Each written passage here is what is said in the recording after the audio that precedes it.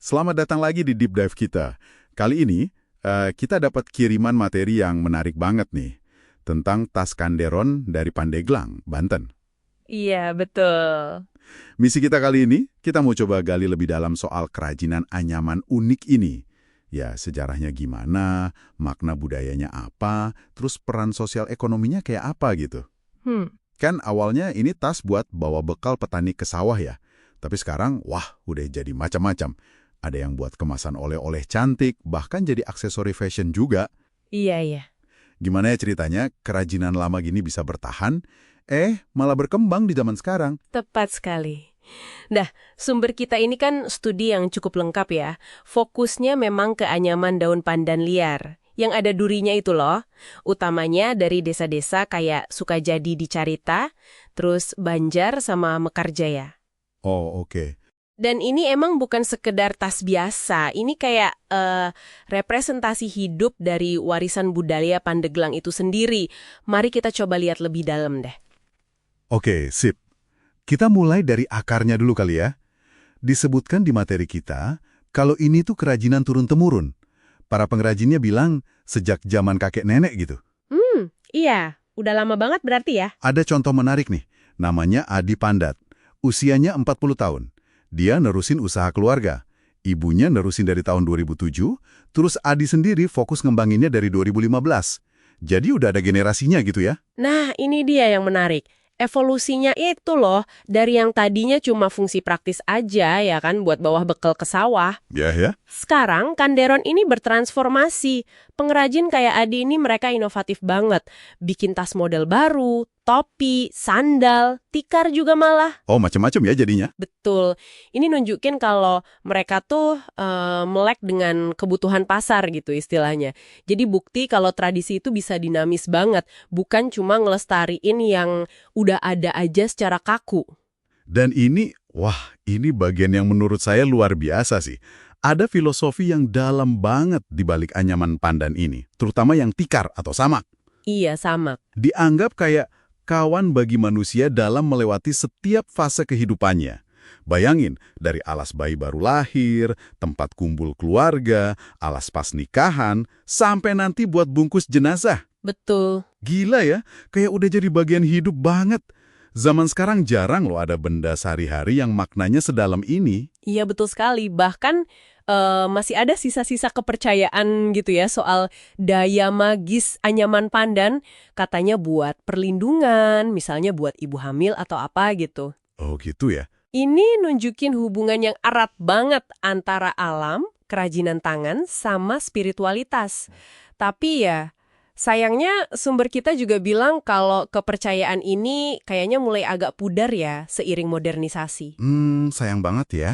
Ada risiko gitu loh, makna mendalamnya ini hilang kalau Kanderon cuma dilihat sebagai barang jualan aja, komoditas mata. Nah, iya.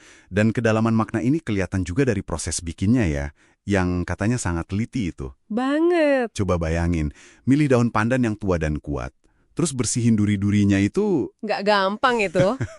terus diiris halus, atau apa tadi istilahnya? Mengirat ya, baru diolah lagi berhari-hari. Iya, prosesnya itu butuh sabar luar biasa.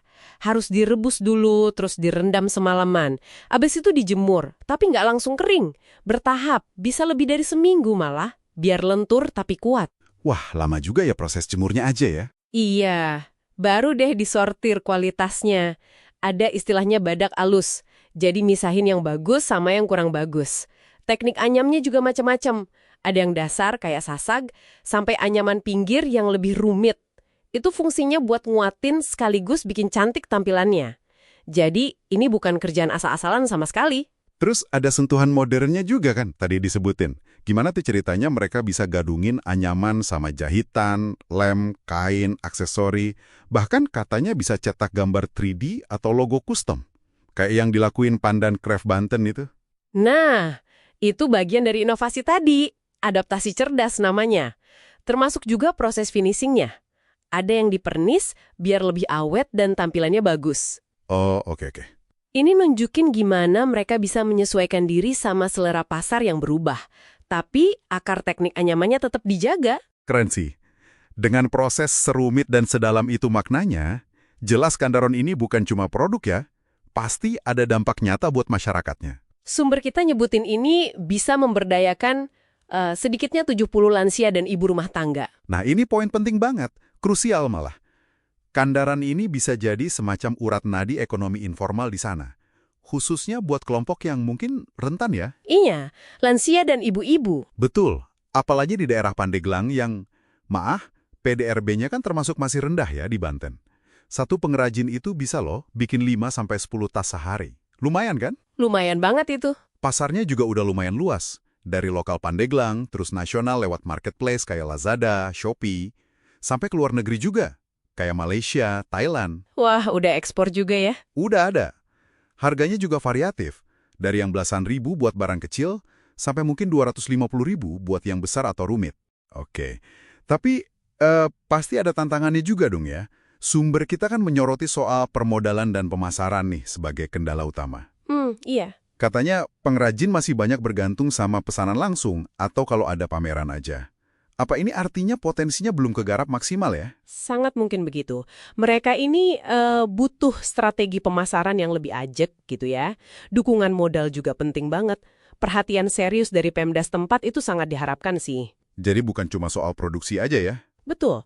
Tantangan lain yang nggak kalah penting itu regenerasi. Gimana caranya mastiin ilmu ini nggak hilang, terus ada anak-anak muda yang mau nerusin. Nah, itu dia. Susah nggak ya cari penerus zaman sekarang? Itu tantangan tersendiri. Makanya tanpa dukungan yang terintegrasi, modal, pasar, pelestarian budaya, transfer ilmu ya, potensi Kandaron ini bisa stagnan. Sayang banget kan? Oke, jadi kalau kita simpulkan ya dari obrolan kita, tas Kandaron ini jelas jauh lebih dari sekedar wujud fisiknya. Ini warisan hidup, cerminan filosofi siklus kehidupan, contoh adaptasi cerdas kerajinan tradisional. Sekaligus penopang ekonomi penting. Betul, penopang ekonomi penting buat banyak keluarga di Pandeglang. Potensinya gede banget buat ekonomi kreatif Pandeglang. Tapi ya itu tadi, kuncinya ada di dukungan yang nyata dan terpadu. Modal, akses pasar yang lebih baik, pelestarian budaya yang aktif, sama transfer ilmu ke generasi penerus. Ini bukan cuma soal jaga ekonomi, tapi lebih ke menjaga jiwa dari kerajinan ini. Biar maknanya itu tetap relevan, nggak lekang oleh waktu. Ya, setuju banget. Nah, sebagai penutup nih, mungkin ada satu pemikiran buat Anda yang dengerin di rumah. Kalau kita lihat perpaduan tradisi yang dalam banget sama adaptasi modern dari Kandaron ini, kira-kira bagaimana ya Anda melihat upaya buat nyeimbangin pelestarian makna budaya dengan tuntutan ekonomi? Terutama dalam konteks kerajinan tradisional yang mungkin ada di lingkungan Anda sendiri. Sesuatu buat direnungkan mungkin ya. Sampai jumpa di Deep Dive berikutnya.